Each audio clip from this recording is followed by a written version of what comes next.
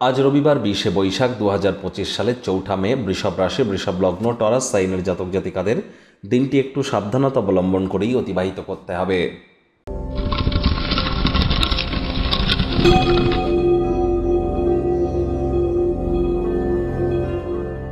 ভিডিওটির শুরুতেই স্ক্রিনে আপনারা দেখতে পাচ্ছেন নবগ্রহ বীজমন্ত্র।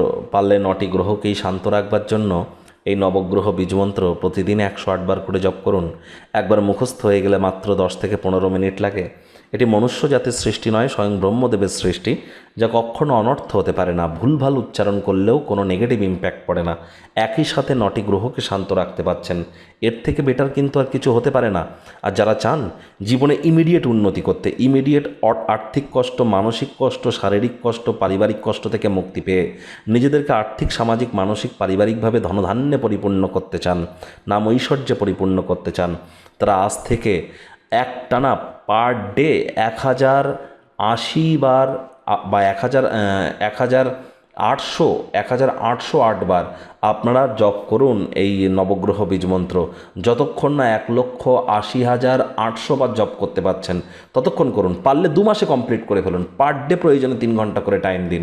তাহলে দেখবেন আগত 2 মাসের মধ্যে আপনার লাইফের পুরোপুরি ভুল বদলে যেতে চলেছে। আজ সাদা, লাল, কমলা, গেরুয়া বা হলুদ রঙের বস্ত্র আপনারা পরিধান করতে পারেন। ভাগ্য মিটার আজ আপনাদের বলছে 2.5 আউট অফ 10 ভাগ্য আপনাদের অনুকূলেই থাকবে। দেখুন, কোনো নেতিবাচক বা নেগেটিভ কথাবার্তা বলতে তো আমাদেরও ভালো লাগে না, তবে গ্রহ নক্ষত্রের হেরফের অনুযায়ী ইন জেনারেল ডেলি প্রেডিকশন আমরা প্রস্তুত করে থাকি। যাদের চন্দ্র রাশি বৃষভ অর্থাৎ মুন সাইন, যাদের টরাস, এই গণনা তাদেরই কিন্তু অধিকাংশ ক্ষেত্রে খাটবে। আর যাদের বৃষভ লগ্ন তাদের ক্ষেত্রে আংশিক খাটতে চলেছে। আজ পরসমালোচনা, পরচর্চা, পরনিন্দা, রাগ, বিদ্বেষ, হিংসা, ঘৃণা, অহংকার, ইগো এই ধরনের নেতিবাচক অনুভূতির আশ্রয় নিলেই হতাশা গ্রাস কিন্তু করতেই পারে। ব্যয়বহুল একটি দিন, খরচ বাড়বে। সারাটা দিন অবিচ্ছিন্নভাবে অর্থের প্রবাহ বজায় থাকলেও যথেষ্ট পরিমাণে অর্থ বা সম্পদ সঞ্চয় করতে সক্ষম হবেন না। নতুন উদ্যোগ পরিকল্পনার পাশাপাশি নতুন নির্মাণ কার্যকে আজ পিছিয়ে দিন। চাকরিজীবী যারা আছেন অফিসে কম কথা বলে কাজ বেশি করুন। রবিবার হলেও অনেককে কিন্তু অফিসে যেতে হয়। বস কলিগদের সাথে ভাব ভালোবাসা বৃদ্ধি করতে হবে, কম কথা বলে কাজ বেশি করতে হবে, মনের থেকে মস্তিষ্ককে বেশি দাম দিতে হবে। রাজনীতিবিদ যারা আছেন জনসংযোগ বৃদ্ধি করুন। কঠোর কায়িক পরিশ্রমের কোনো বিকল্পই কিন্তু নেই। শিক্ষার্থী বিদ্যার্থীদের পড়াশোনায় মনোযোগ আরও বৃদ্ধি করতে হবে। উচ্চশিক্ষার জন্য যারা বিদেশ যাত্রার কথা ভাবছিলেন, ভাগ্যদেবীও কিন্তু আজ আপনাদের পক্ষে নেই। সন্তান সন্ততি থেকে থাকলে তাদের দিকে কঠোর সজাগ দৃষ্টি বজায় রাখুন। হাউসওয়াইফ যারা আছেন দিনের শুরুটা তাড়াতাড়ি করুন।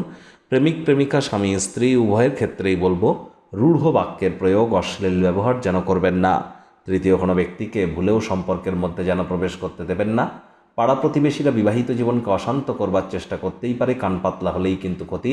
পরিবার পরিজনদের সাথে ভাব ভালোবাসা বাড়তে পারে। বয়স্ক কোনো ব্যক্তি বা পরিবারের লোকজনেদের কাছ থেকে ভাব ভালোবাসা পেতেই পারেন। তাদের সাথে কোয়ালিটি টাইম পাস করুন। অবসরকালীন সময়ে নদীর তীর, গাছের ছায়া অথবা কোনো ধর্মীয় স্থান ভ্রমণ করলে মানসিক প্রশান্তি বৃদ্ধি পাবে।